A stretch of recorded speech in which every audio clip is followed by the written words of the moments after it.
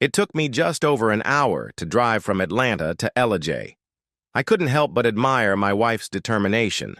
Driving down this road every Saturday. Maybe we had good sex. Or maybe it wasn't just sex. I didn't know because I never asked her about it.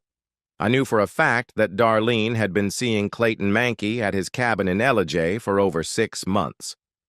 We were well known in Atlanta society thanks to my wife's interest in charity work. She insisted that we attend openings, banquets, and fundraisers for all kinds of causes. This required not only my attention, but also my money.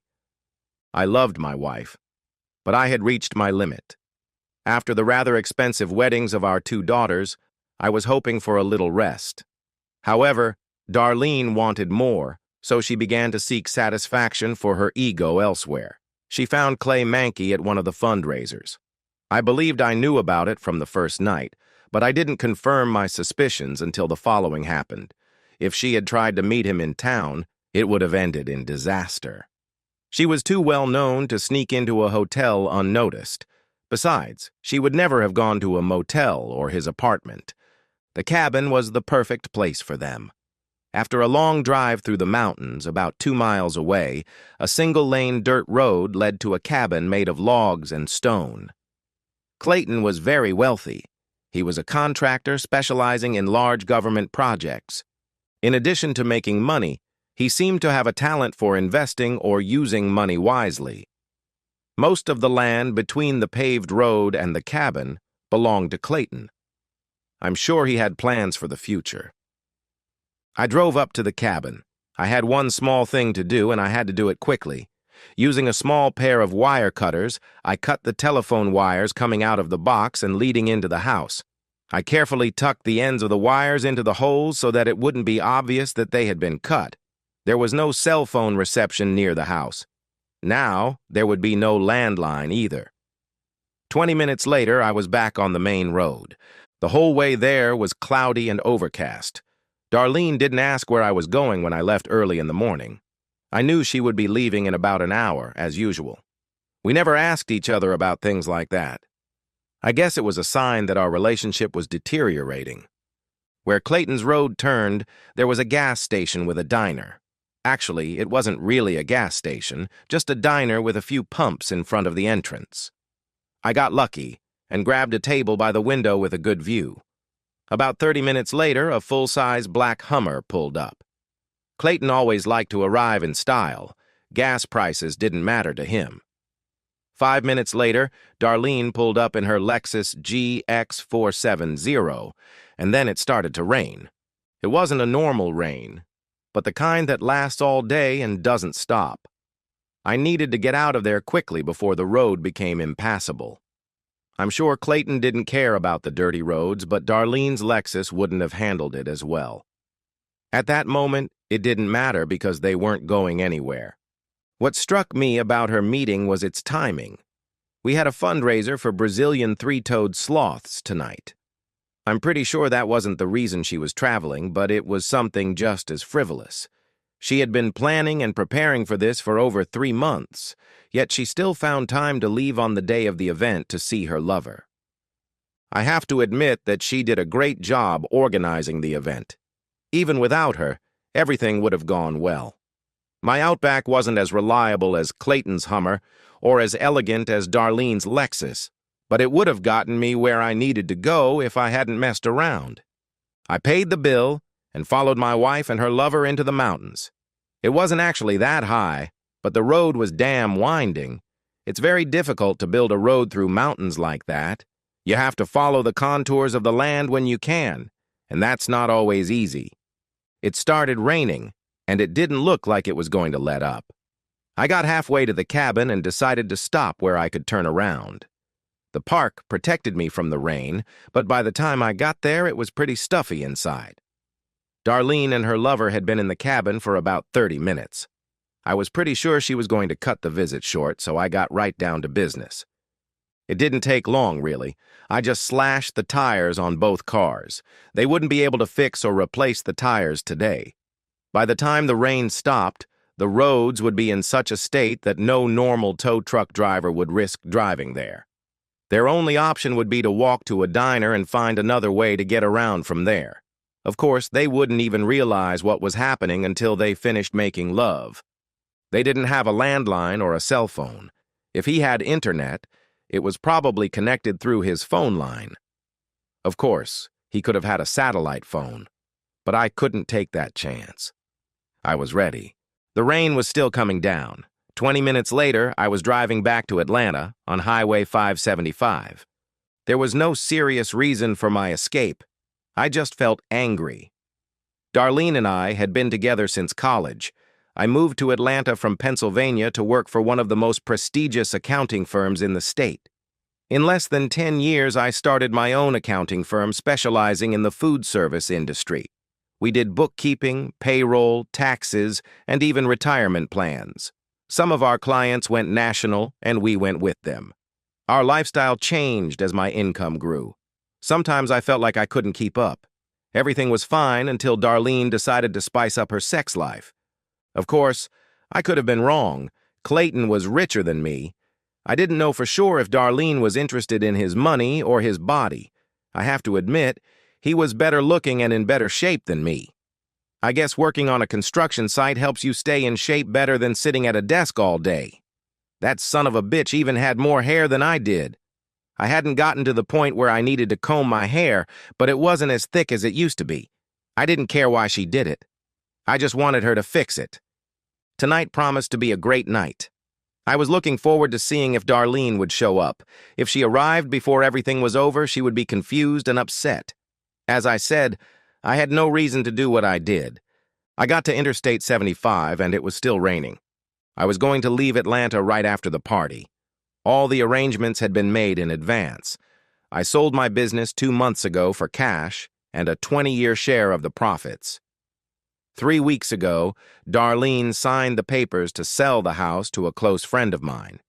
He knew about my situation and was more than willing to resolve any issues that might arise from the sale. He paid me $1 million in cash for the house, which was worth 3 times that amount. Darlene believed she was signing documents to refinance the mortgage. There was no mortgage. The rest of the preparations consisted of closing accounts, credit cards, investments, and retirement policies. There were a few collectibles in the house that I had no trouble selling in advance. I planned to take Darlene's jewelry with me when I left. I wasn't going to leave her with things I had bought for $500,000. Clayton Mankey was another problem. In addition to his wealth, he had good connections at both the local and state levels. Although he was not my client, it was not difficult for me to gather information about my opponent. I assigned a small group of my best employees to gather everything they could about his businesses. It was standard practice for Clayton to win bids for government projects and skim a nice cut off the top. The big problem was that the books didn't add up. The school district project was recorded in their reports as worth $3 million, but Mankey Enterprises indicated that it had only received $2 million.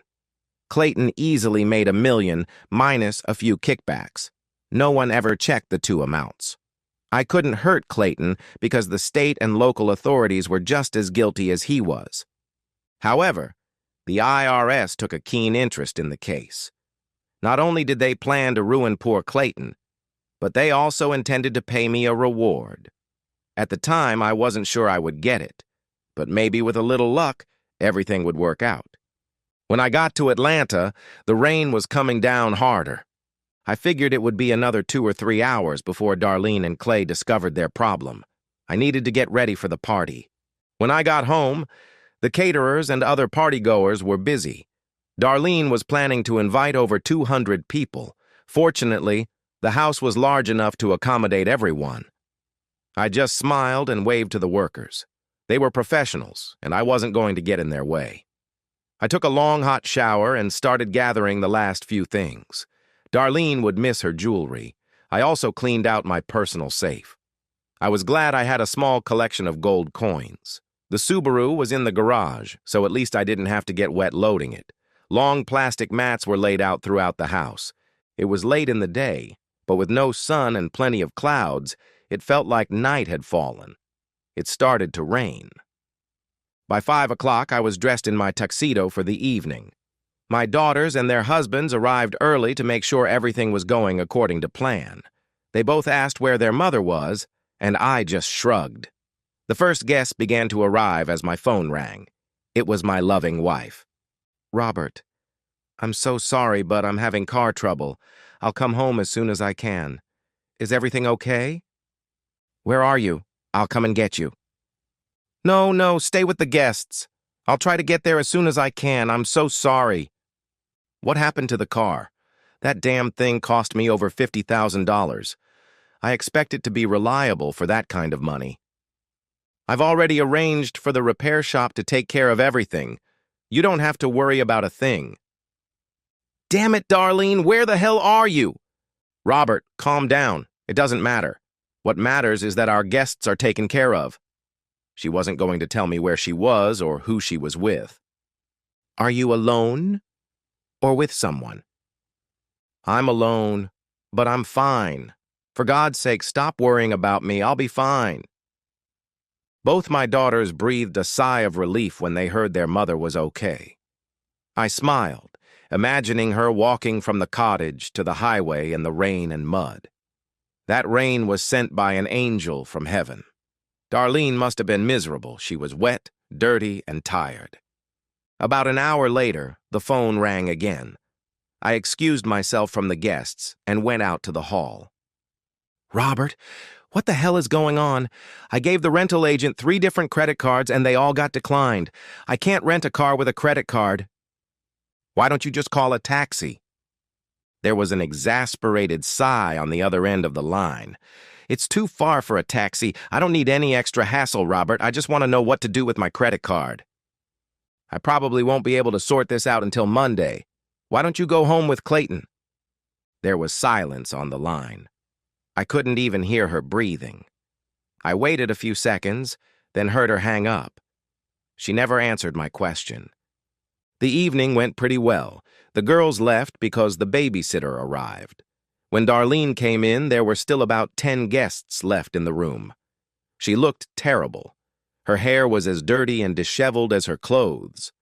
The rain had washed away most of the dirt, but reddish-brown stains remained. I stood there with a beer in my hand, smiling. It was my first drink of the evening. From the way she walked, it looked like she had broken a heel on one of her shoes. She kicked off her shoes and grabbed a drink from one of the trays on the buffet table. "You did this, didn't you? You bastard." I took a big gulp of beer and smiled. "You'll pay for this. I swear, you'll pay." The cooks were busy cleaning up as the last guests left. They looked at her, but strangely, no one said anything. "I'm glad you're back safe and sound. I stayed to tell you I'm leaving. I couldn't leave without knowing you were okay." "What do you mean, leaving?" "Just leaving. I sold the business, sold the house, and closed all the accounts. That's why your credit cards don't work." Darlene threw her glass across the room. It smashed against the wall, hitting the cleaners. "You stupid son of a bitch. Remember, half of everything belongs to me. I won't let you cheat me. I worked just as hard as you did to get what we have. I earned half, and I'm going to get it." I finished my beer and carefully placed the empty can on the table. "Fine, honey. You'll get half of everything, but only if I divorce you. I'm not going to do that. Do whatever you want." "I had to walk 2 hours in the rain and mud to get to the road. 2 damn hours, and all because of you." "What were you doing there, honey? Why did you go to LJ to spend the day with Clayton Mankey when you could have just slept with him here in the house? God knows I wouldn't have cared. You're a bastard, a heartless, worthless bastard. I hate you." "Well, I'm glad we got that out of the way. I have a flight at midnight. If you need to get in touch with me, call me at—" "Sorry. I just remembered you can't call me. I suggest you fire the house staff because you won't be able to pay them. By the way, the couple who bought this house is moving in at the end of next week. You'd better find yourself a place to live. I don't recommend going to Clayton. He won't be staying here long. Maybe one of your daughters will take you in." "What do you mean Clayton won't be staying here long? Why would he leave? He's on top of the world." I smiled as I walked out the door for the last time. My accountants and lawyers made sure that all my taxes were determined and paid. As far as the government was concerned, I was leaving the company with a clean slate. All I cared about at that moment was getting as far away from Darlene as possible. It wasn't that I didn't have enough to share with her. It was that I didn't want to share with her. I had a lot of options, and I decided not to decide. I made a list of places that interested me and decided it would be wise to check them all out. A year in each place would be enough. I decided to start with Belize and move on from there. After 5 years, I would have a pretty good idea of where I wanted to live. I had a few people who were more than willing to keep me informed about what was going on at home. 2 weeks after arriving in Ambergris Cay, I made some phone calls. The first was to my eldest daughter, Grace. "Dad, Mom is furious. Beth and I tried to talk to her, but she refuses to explain anything to us. The only thing we could get out of her is that you stole all her jewelry and left her without any money or credit cards. She hasn't been home for the last few days. We don't know where she is." "Did you try calling her?" "I believe her cell phone is turned off." "Oh, right. I forgot. The utilities were cut off at the house, so she's probably not home. She might be with Clayton." "Who the hell is Clayton?" "Oh, sorry, I don't think she told you. Clayton Monkey is your mother's lover." "Clayton Monkey? He's been all over the news for the last few weeks. He's wanted by the FBI and someone else. He was arrested once, but he got out on bail and disappeared. What's Mom doing with him?" "I don't know. Either sex or money. If he's gone, she's probably with him." I promised Grace I'd stay in touch with her and Bet. I made 4 more calls, and the information was the same. No one knew where Darlene was, and no one knew where Clayton was. It was obvious they were together. Clayton could walk away from the business and still have enough money to live on for the rest of his life. Of course, considering how his business was going, that would be impossible in the good old USA. I had a restless night. I had 2 dives scheduled for the next day. I needed something to occupy my time, and scuba diving was perfect. It happened right after the first dive. It started raining. Not just rain, but a real Chattanooga downpour. We sat in the boat and waited for it to pass. All I could think about was the house in Ellijay. It was a bad sign. The second dive was a little shorter than the first. When we returned to shore, the rain was still falling. The dock was a few minutes' walk from my condo. I quickly ate a bowl of clam chowder before heading back. The rain continued to fall. It seemed like Hector was always on duty. He was the doorman at our condo. I wasn't sure, but I believed he worked exclusively for tips. I didn't mind giving him a little something if he did something that deserved it. We got along well. "Mr. Terrell, did you miss your second dive today?" "No, but tomorrow is another day." "Mr. Terrell, you had 2 visitors this morning. I told them you'd be back later, closer to evening. I think they'll be back." That was strange. No one knew I was here, and I hadn't made any friends since I arrived. "Did you find out their names, Hector?" "No, sir, but I did something better." Hector took out his cell phone and pressed a few buttons. It was a great photo. They weren't posing, and they obviously didn't know they were being photographed. Clayton was wearing a Hawaiian shirt, and Darlene was wearing a large, soft straw hat. My wife and her lover had found me and come to visit. It's amazing what a person can do with enough money. I slipped Hector a 20 and headed for my room. I didn't need many things, so I had time to call the U.S. Embassy. They confirmed that they were indeed interested in Mr. Monkey. He was wanted not only by the tax authorities, but also by the passport office, which wanted to know what documents he was using. He was forced to surrender his passport in order to be released on bail. 20 minutes later, I was on my way to San Pedro Airport. The small airport suited me better. It rained all the way there. American officials were waiting for Clayton at his apartment. Extradition to the U.S. was inevitable. They weren't interested in Darlene, so I assumed they would just leave her without any money or credit cards. I wondered if she had a return ticket. 2 days later, I settled into my new villa in Phuket. I was afraid that without a job or family, my life would be boring. I was wrong. It wasn't long before Darlene and Clayton found out where I had gone. This time, I was ready. I was on my guard. I had planned to take a walk on the beach and watch the sunset, but I changed my mind. It started raining. It was a Chattahoochee rain. It was sent by an angel. I hoped Clayton was as smart as he seemed. I wondered why he decided to take revenge when he could have just left. The next few years would be fun. I wanted to have dinner, but I couldn't. It started raining.